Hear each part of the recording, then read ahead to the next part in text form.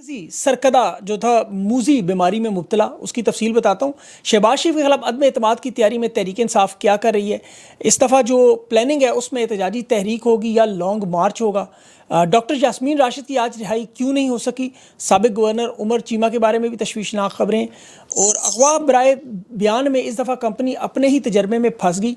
اور مخصوص نشستوں کا کیس، یہ بڑا اہم معاملہ، اس کا فیصلہ بینچ ٹوٹنے کا نہ ٹوٹنے کا، اور آئی ایم ایف جو پاک بھارت کشیدگی کی وجہ سے سخت شرائط لگانے پر معیشت تباہی کی وارننگ آ رہی ہے،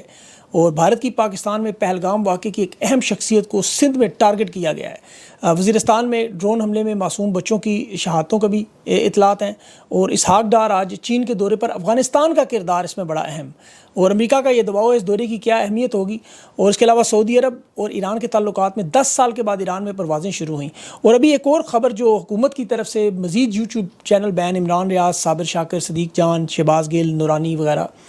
مزید لوگوں کا نام ہے، یہ ترجمان ہے پی ٹی اے کے، وہ خبر دے رہے ہیں وی پی این پہ ٹاکی مارنے کا ٹائم آ گیا ہے، تفصیل میں آگے چل کے بتاتا ہوں، لیکن سب سے پہلے جو اہم معاملہ جس پر تحریک انصاف نے احتجاج کی تیاری ایک طرف شروع کی ہوئی ہے،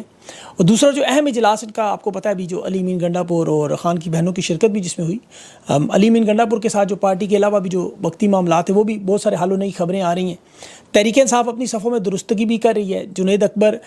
سمیت عالیہ حمزہ ہیں، سالار کاکڑ ہیں، ان تمام لوگوں کو متحرک کیا جا رہا ہے۔ کے پی کی حکومت کا اس میں بڑا اہم کردار ہے، چونکہ علی امین گنڈاپور کے پاس ظاہر ہے وسائل ہے، حکومت ہے وہاں، تو یہ بڑے پیمانے پر جو تحریک چلانے کے وسائل ہے وہ علی امین گنڈاپور اس میں کیا کردار ادا کریں گے، یہ بڑا اہم معاملہ ہوگا، اور یہ آپ کے سامنے آ جائے گی بہت ساری انفارمیشن بھی۔ اور تحریک انصاف کے ساتھ پارلیمنٹ میں شہباز شریف اور اسپیکر ریاض صادق کے خلاف تحریک عدم اعتماد لانے پر غور کر رہی ہے، اتحادیوں نے مشورہ دیا ہوا ہے، موجودہ اسمبلی میں عدم اعتماد کی کامیابی کے لیے تو 168-69 ووٹ کی سادہ اکثریت درکار ہے، اور ان کے جو ایس آئی سی کے ملا کے کوئی 101 کے قریب شاید نشستیں ہیں،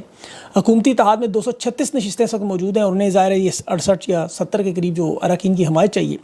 ان حالات میں تو عدم اعتماد لانا بڑا مشکل ہے، لیکن پاکستان کا سیاسی منظرنامہ آپ کو پتہ ہے کسی بھی وقت بدل سکتا ہے، یہ کسی بھی وقت کچھ بھی ہو سکتا ہے، انپریڈکٹیبل اسے کہا جاتا ہے۔ فارم 47 کا نظام انہوں نے بظاہر تو بڑا مضبوط بنایا ہوا ہے کہ جس میں 26ویں ترمیم کے بعد عدالتوں کا یہ سارا سسٹم پیک کیا ہے، اس میں مخصوص نشستوں کا یہ جو 78 نشستیں ہیں یاد